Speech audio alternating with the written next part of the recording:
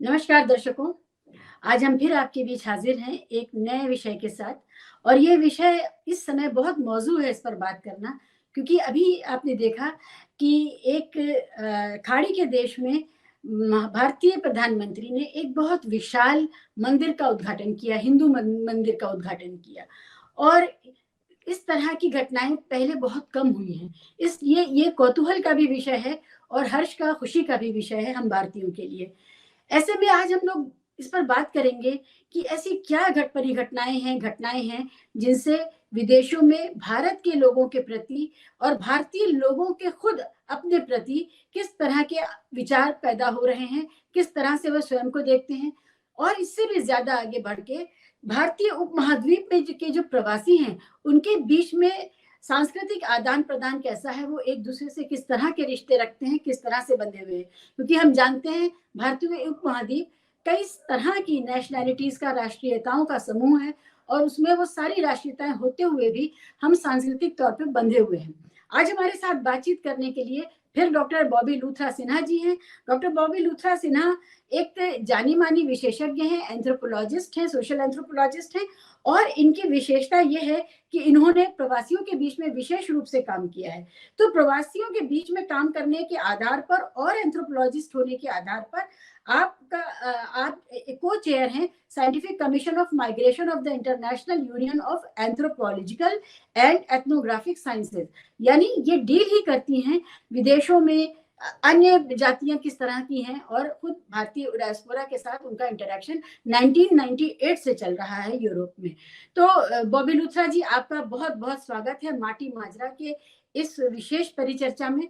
हमें बहुत खुशी है कि आप हमारे लिए उपलब्ध हैं इस पर बात करने के लिए, तब जबकि हम इस खुशी को मना रहे हैं कि हमारे देश की संस्कृति को विदेशों में भी सराहा जा रहा है, उसको वहां पर बसने की छूट दी जा रही है और उसका मान सम्मान बढ़ाया जा रहा है। एक मंदिर का उद्घाटन ही नहीं है, वो भारतीय संस्कृति का द्योतक है। और हम उसको इसी तरह से देते हैं कि भारत अब विदेशों में किस तरह से पहुंच रहा है और स्थापित हो रहा है। तो शुरुआत में मैं आपसे इस बारे में बात करना चाहूंगी कि ये जो प्रवासी या डायस्पोरा होता है, ये होता क्या है? हमारे दर्शकों को बताइए कि डायस्पोरा किसे कहते हैं। और डायस्पोरा जो है, प्रवासी भारतीय सिर्फ आज से नहीं जा रहे हैं। आपने देखा कि अभी थोड़े दिन पहले शाहरुख खान की एक सुपरहिट फिल्म आई है डंकी, और डंकी में भी प्रवासियों का जिक्र है, लेकिन उन प्रवासियों का जिक्र है जो उतने प्रिविलेज नहीं है, जो विशेषाधिकार प्राप्त नहीं है, जिनके पास शिक्षा, पैसा, इसकी कमी है और उनका स्वागत नहीं है। वो आज से 30 साल पहले भी नहीं था, वो आज भी नहीं है। तो प्रवासियों की अलग अलग प्रकार हैं, किस्में हैं, और वर्ग वर्ग हैं, अलग अलग क्लास है, अलग अलग।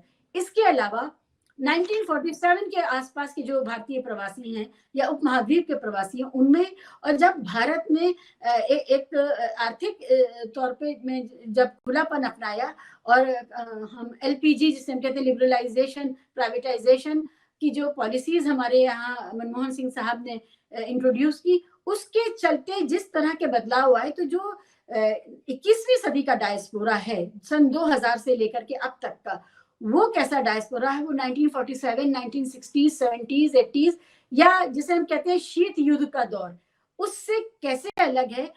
और जो नॉन अलाइन मूवमेंट था हमारा, उसमें क्या रोल था और अब क्या रोल है। तो मैंने आपके सामने बहुत सारे विषय रख दिए हैं, आप चुनाव कीजिए कि आप कहाँ से बात शुरू करेंगी। हमारे सामने जो वजह थी, मोटिवेशन था इस पर बात करने का, वो एक नया मंदिर और डंकी फिल्म, ये दोनों थी, और हम चाहते थे हम आपसे इस पर बात करें। जी बॉबी जी। जी। नमस्कार सबसे पहले शिवा जी और आपके दर्शकों को, और धन्यवाद मुझे फिर से निमंत्रण देने का। तो आपने चर्चा बहुत ही एक अहम सवाल और एक अहम मुद्दे से शुरू की कि एक मंदिर का उद्घाटन हुआ है, और वो भी ऐसे एरियाज में हुआ है जिसको हम मुस्लिम डोमिनेटेड मानते हैं।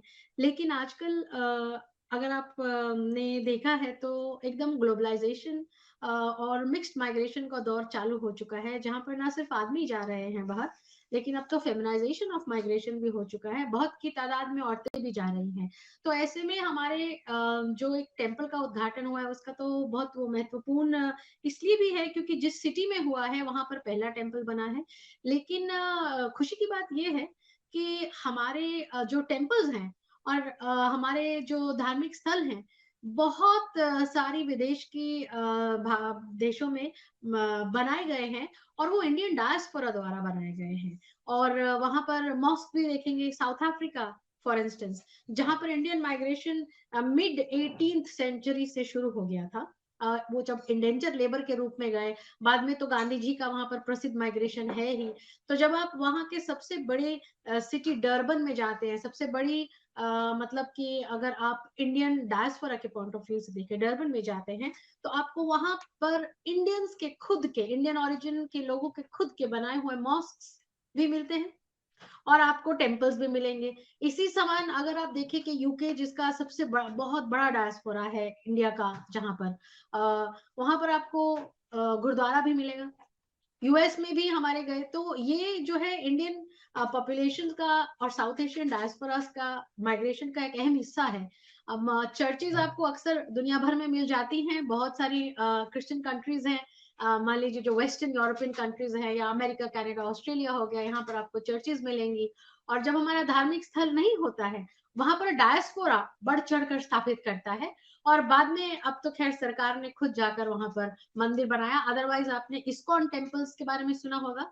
हम 1998 में जब मेरी इंडियन डायस्पोरा के साथ इंटरेक्शन शुरू हुआ, तो मैं अर्जेंटीना और मेक्सिको में गई। तब अर्जेंटीना में भी बहुत बढ़िया इस्कॉन टेम्पल था। इसी तरीके से अभी 2000 में मैं डर्बन में, मेरा इंडियन डायस्पोरा से वार्तालाप स्टार्ट हुआ, तो डर्बन में भी इस्कॉन टेम्पल है। टेम्पल्स और मॉस्क तो हम बनाते ही हैं, लेकिन ये जो आपने कहा, जो डंकी फिल्म का जिक्र किया, वो भी एक अच्छा मुद्दा है इस पर बात करने के लिए, हमारे डायस्पोरा पे बात करने के लिए।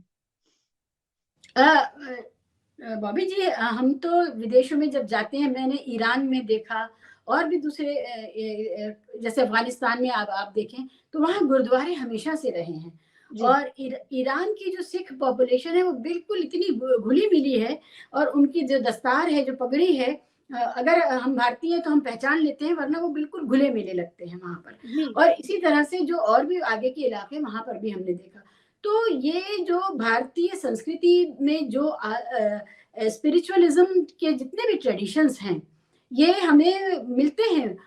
अगर आप देखें, साउथ ईस्ट एशियन कंट्रीज में तो बाकायदा मंदिर होते हैं, और वो मंदिर भारतीय मंदिरों से मिलते जुलते भी होते हैं। उनके भगवान की मूर्त में बुद्धा का इम्पैक्ट ज्यादा नजर आता है, लेकिन इसके अलावा भी मिलते हैं। तो मैंने मलेशिया और बैंकॉक वगैरह में भी देखा। तो ये जो जी जी, और इंडोनेशिया में आप सब जगह देखेंगे, साउथ ईस्ट एशिया में आपको मिलेंगे। तो मेरा ये कहना है कि भारतीय संस्कृति के का जो स्पिरिचुअल आदान प्रदान है, वो पूरे सेंट्रल एशिया के साथ रहा है, और अरब्स के साथ भी रहा है, क्योंकि हमारे यहाँ से व्यापार होता रहा है। तो ये एक बात है। पहले जो होता था, जब वीजा और पासपोर्ट नहीं होते थे, तब तो इतना मुश्किल नहीं था। आज एक लीगल टर्म है प्रवासी, और प्रवासी होने की कुछ शर्तें हैं। आपके पास valid visa, passport, stay, permit सब कुछ होगा, तब आप प्रवासी हैं, वरना आप प्रवासी नहीं हैं।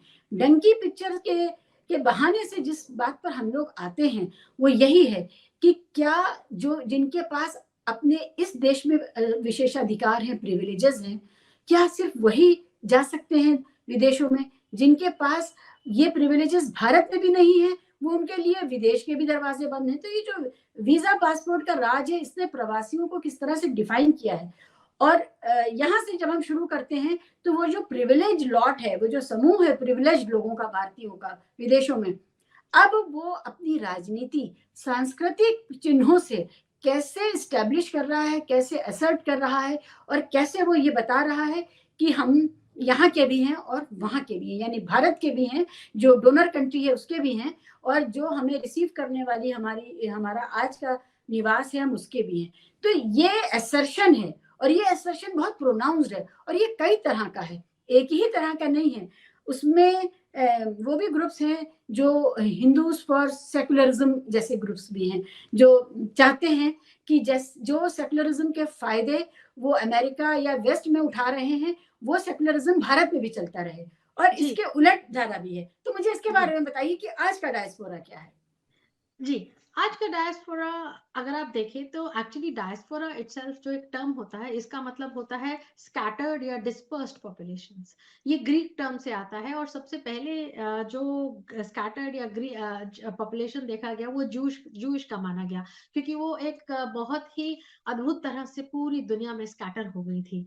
तो उसके बाद जो डायस्पोरा का एक्चुअली जो मीनिंग है, जैसे कि आपने कहा, हमारी डबल कॉन्शियसनेस रहती है। डायस्पोरा के जितने भी लोग होते हैं, उनका एक पैर कहा जाता है कि उनकी मदर कंट्री में है, जिस कंट्री से वो माइग्रेट किए, और जो उनका दूसरा पैर है, जो उनका जो दूसरा अस्तित्व है, वो उनका अडॉप्टेड होमलैंड में होता है। तो उनके दो होमलैंड होते हैं।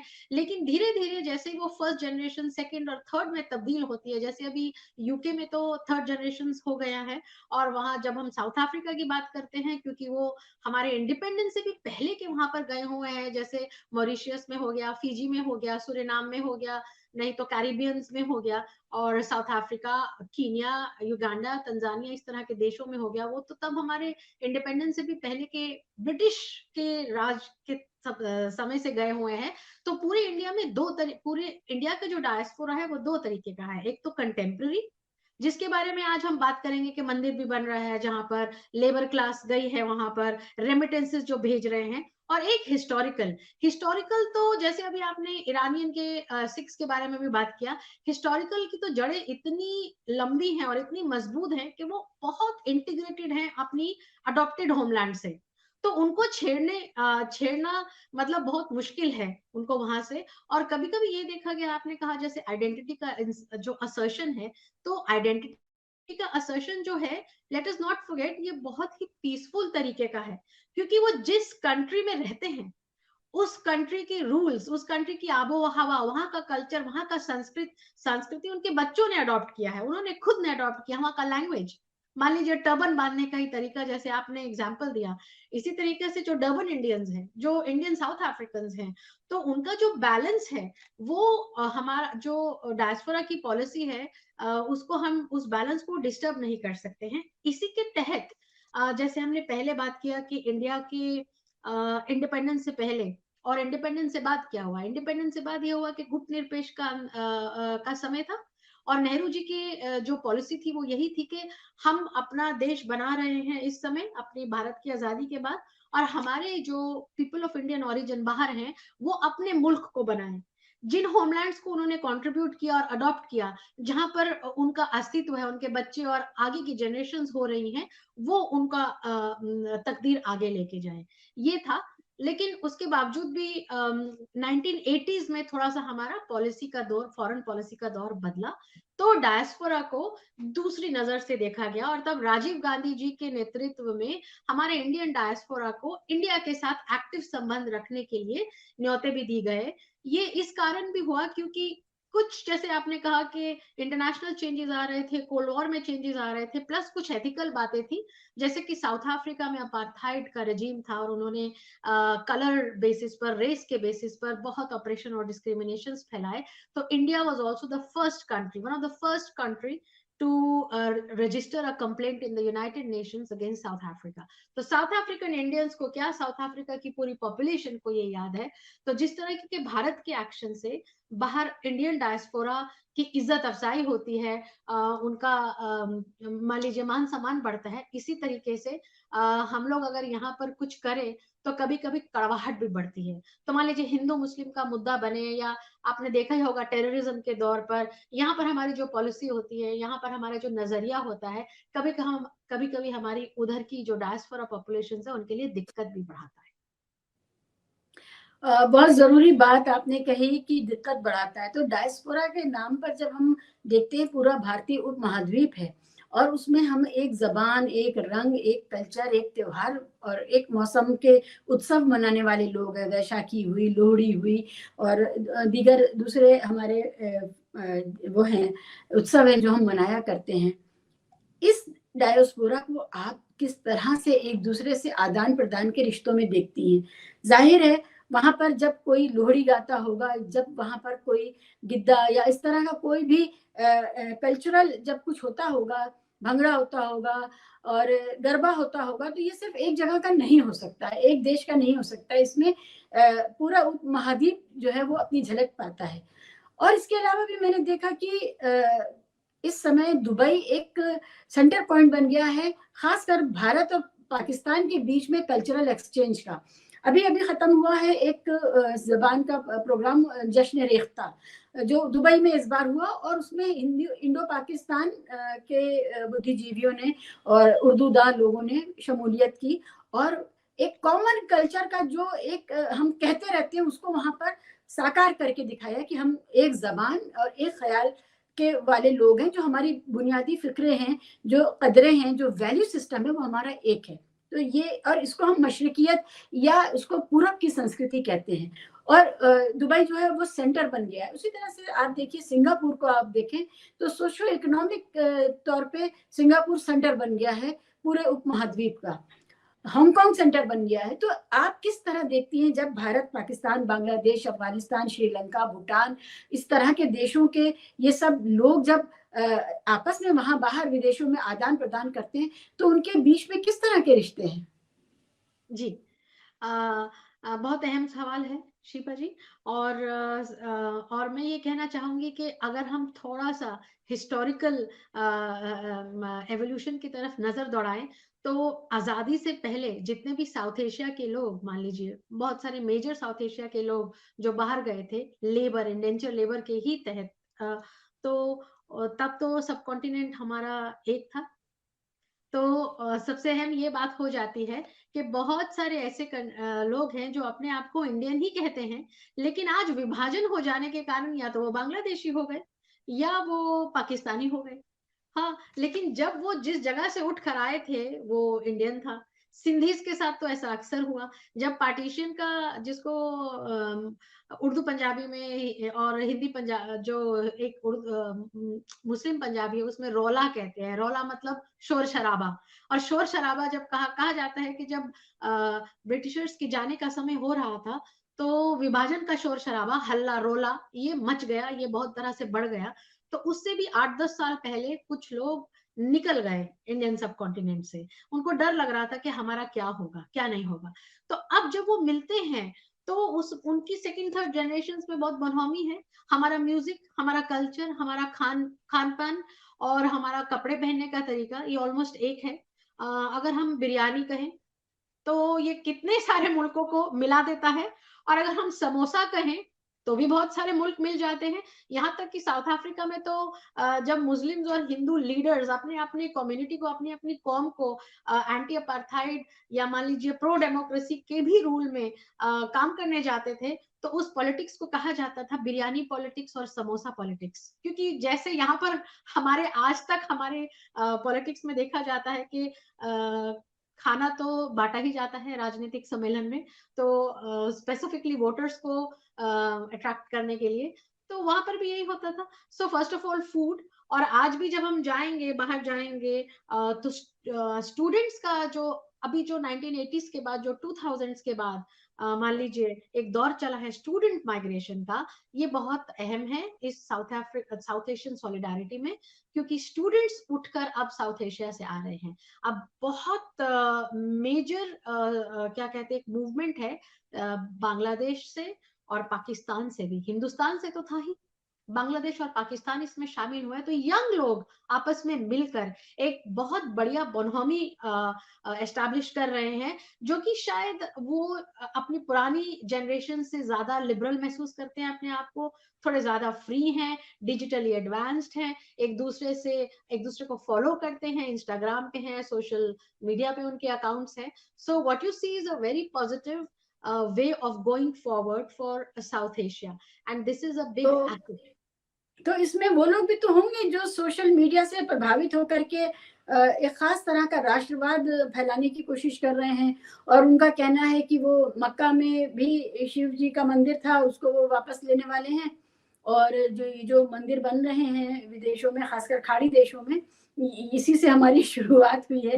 तो एक मैंने देखा कि कुछ कुवैत के और दुबई के ट्विटर हैंडल्स पर बहुत खास तरह का राष्ट्रीय भारतीय राष्ट्रवाद, सांस्कृतिक राष्ट्रवाद के तहत बहुत नफरती बातें भी होती हैं। तो जी ये जी कौन सा तबका है? मुझे लगता है कि ये वो लोग हैं जो अभी सिर्फ 20-25 साल से, क्योंकि आपने बहुत अहम बात कही कि जो 30s और 40s में विदेश गए अच्छे घरानों के लोग जिनके पास पैसा था, या जो मजदूर गए, जो वहां रह गए, उनके लिए भारत भारत, उसमें पाकिस्तान बांग्लादेश बीच में उगाया, लेकिन जी वो तो भारत से गए थे, वो तो भारतीय थे। और ये भी बात सही है, जब हम लंदन वगैरह में देखते हैं कि ज्यादातर भारतीय रेस्टोरेंट जो है वो भारतीय रेस्टोरेंट होते हैं, लेकिन बांग्लादेशी ही चला रहे होते हैं। जी जी और बिल्कुल। वो उनके कई कई मतलब दशक पुराने रेस्टोरेंट हैं, आज के नहीं हैं, और वो बांग्लादेशी चला रहे हैं, लेकिन वो भारत इंडियन रेस्टोरेंट कहलाते हैं, क्योंकि बांग्लादेश और बांग्लादेशी खाना भी भारतीय खाना था, और भारतीय खाना ही बांग्लादेशी खाना था।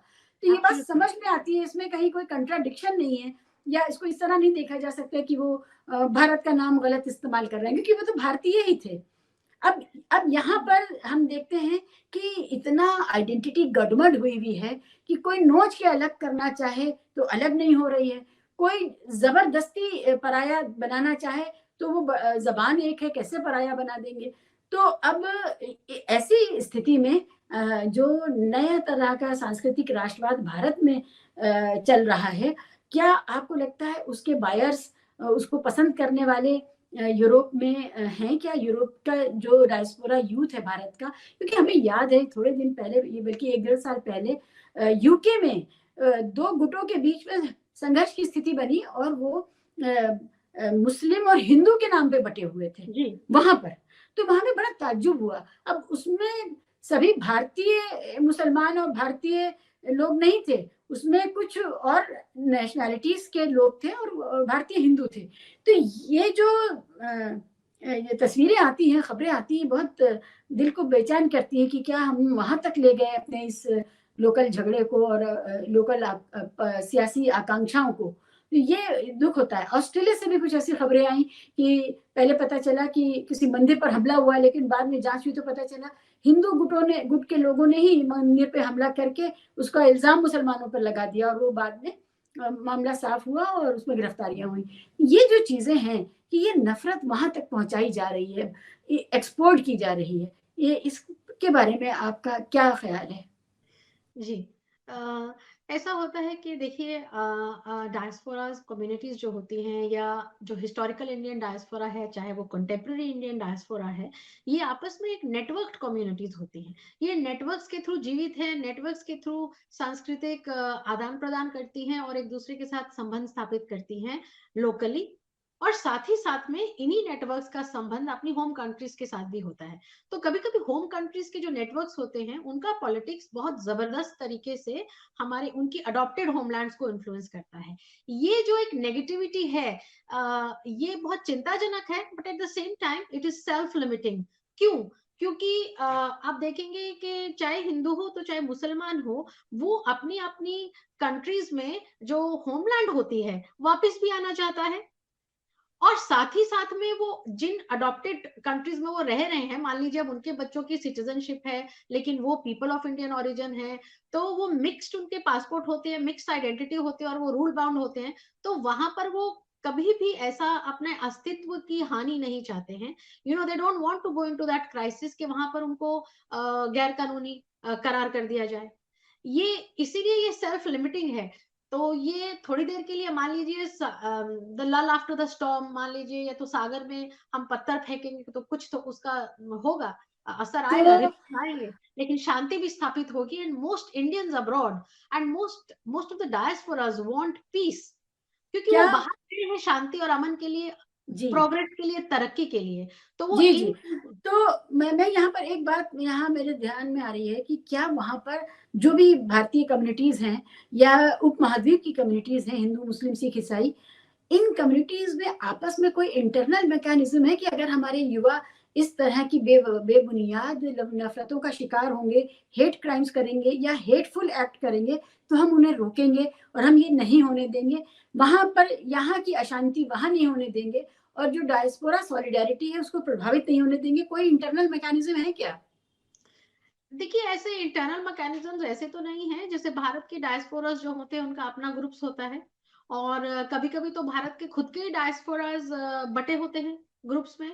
तो हमने, जैसे हम स्विट्जरलैंड में भी रहे और दूसरी कंट्रीज में भी जहाँ हमने रिसर्च किया, तो वहां पर ऐसा प्रतीत होता है कि जो नॉर्थ इंडियन डायस्पोरा होता है वो अलग हो जाता है, जो साउथ इंडियन, क्योंकि उनके अपने धर्म और फेस्टिवल्स और कल्चर, संस्कृति, हमारी इतनी अनेकता में एकता है और एकता बॉबी में ही अनेकता है। बॉबी जी, हम्म, अभी जब मंदिर का उद्घाटन हो रहा था तो हमने देखा गुजराती जो गुज्जू आइडेंटिटी के लोग थे वो सारे हॉल में एक ही साथ बैठे थे, और उसमें हिंदू मुसलमान दोनों तरह के गुज्जू थे, और वो जी, सब साथ में बैठे थे, और जो साउथ इंडियन डायस्पोरा था वो अलग गुट में बैठा हुआ था। वो वो अलग साफ ग्रुप में। दिख रहा था, वो अलग पता चल रहा था कि ये गुज्जू ग्रुप है और वो साउथ इंडियन ग्रुप है, जी, और उसमें सिख सिख लोग अलग बैठे हुए थे। अलग बैठते थे। जी, रीजनल आइडेंटिटीज भी होती हैं और कभी-कभी तो फिर ये धार्मिक भी होती हैं। दैट इज़ नेचुरल, वो स्वाभाविक है। तो लेकिन खास बात ये है कि no parents want their children to be unsafe. कोई जो बड़ी उम्र में लोग पहुँच जाते हैं, वो नहीं चाहते कि उनके बच्चे लोग या उनके ग्रैंडचिल्ड्रन अनसेफ रहें। तो अब जो एडवाइजरीज़ इश्यू करते हैं, वो एक-दूसरे को वो यही इश्यू करते हैं कि कौमी एकता में ही मान लीजिए प्रोग्रेस है और फ्यूचर है। और अभी भी जो डायस्पोरा ऑर्गेनाइजेशंस की इंटरनल डिस्कशंस होती हैं, वो अनकंफर्टेबल हो जाते हैं शिवा जी।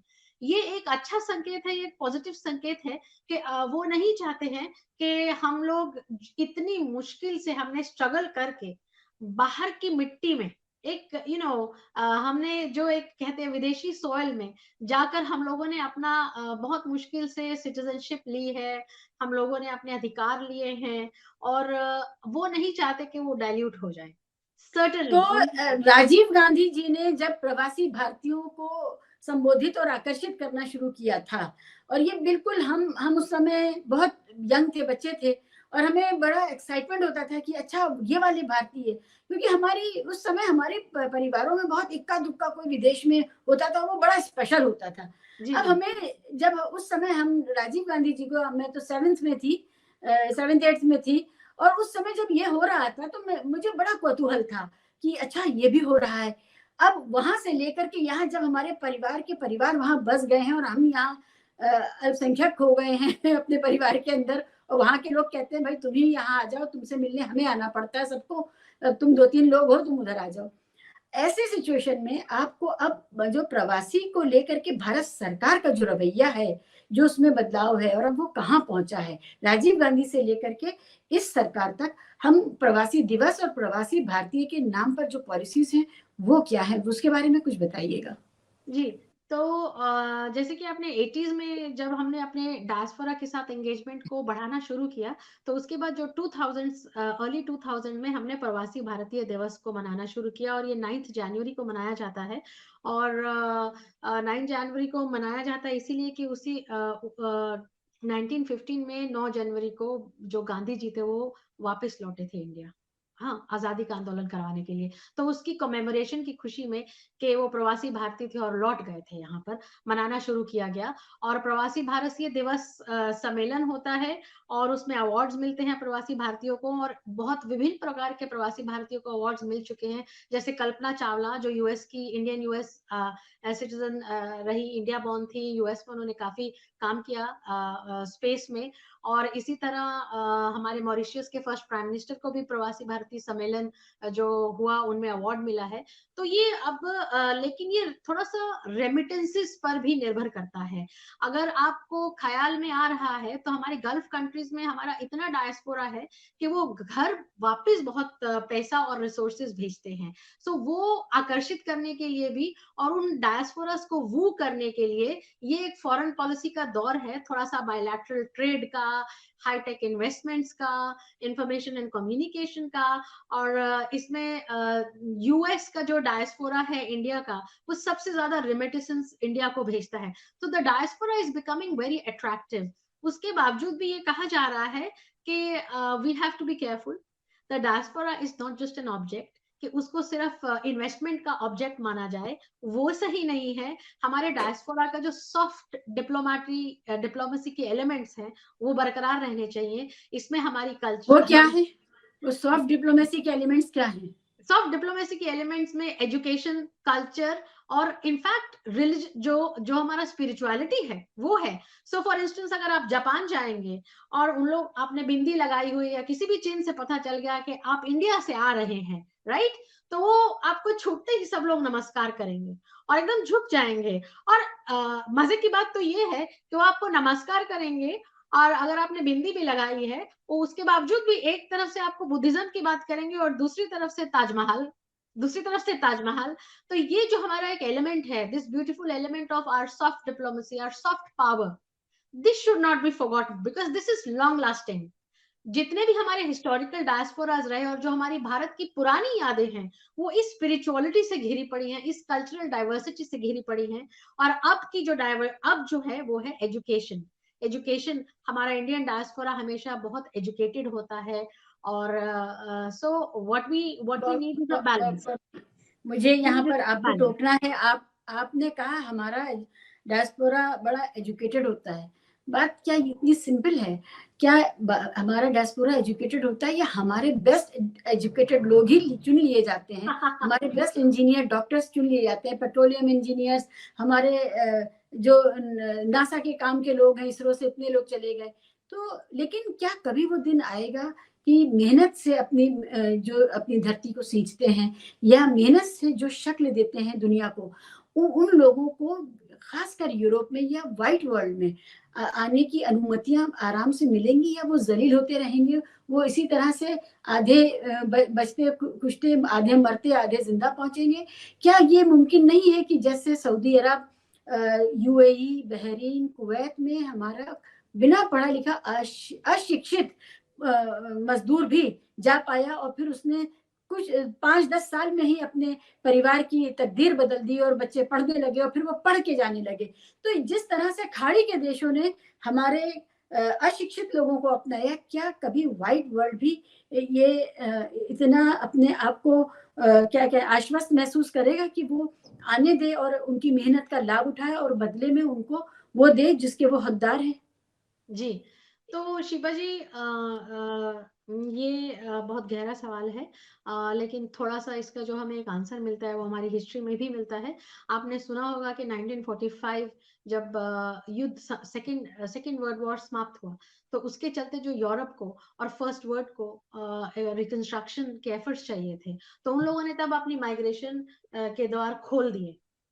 तो ये माइग्रेशन इज़राइल ने और भी खोले हैं, अभी इज़राइल ने भी खोले हैं, इज़राइल अफ़गानिस्तान ने में भी भी। जी, इज़राइल ने भी। जब ये मुश्किल में जाते हैं ये देश, तो ये अपने द्वार एकदम खोल लेते हैं। जब इनको इकोनॉमिक तरक्की की ज़रूरत होती है और हाथों की ज़रूरत होती है, श्रमिक लेबर की ज़रूरत होती है, तो उस समय भी अपने इनके द्वार खुल गए थे। लेकिन होता क्या है, ये एक माइग्रेशन और डायस्पोरास का हमारा एक साइकिल और एक थियरी है, जिसके तहत डॉक्यूमेंटेड प्रूफ ये कहता है कि जब हमारे देश में खुशहाली आ जाती है और हमारे पास, हमें लगता है कि अरे बाहर के लोग तो बहुत एजुकेटेड हो गए, इनका तो काफी जीवन यापन बढ़िया हो गया, इनके तो बच्चों की किस्मत भी संवर गई, और हम लोग जो है हम शायद भोग विलास में, या मान लीजिए हम ये इतने मेजोरिटी के तादाद में हुए और हम लोग थोड़े से लेजी हुए, हम फिसल गए, या मान लीजिए जब तो इकोनॉमिक प्रोस्पेरिटी को शेयर करने में लोकल्स को डिफिकल्टी होती है। इसीलिए हमारे जो माइग्रेंट्स के तरफ, या विश्व भर में जो माइग्रेंट्स के खिलाफ एक जहर फैला है, ये हेट्रेड,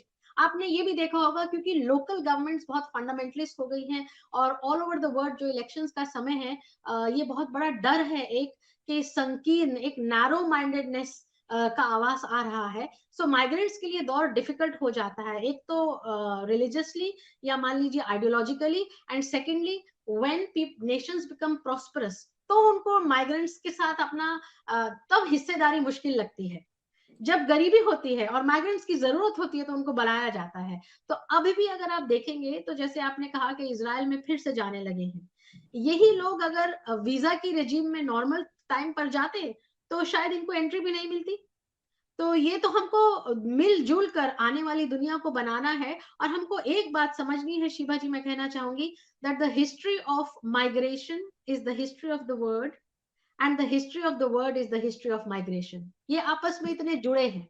बहुत बुनियादी बात आपने कह दी है। ये बहरहाल माइग्रेशन की जो पूरी कहानी है, वही इस प्लेनेट की, इस धरती की सिविलाइजेशंस की कहानी है।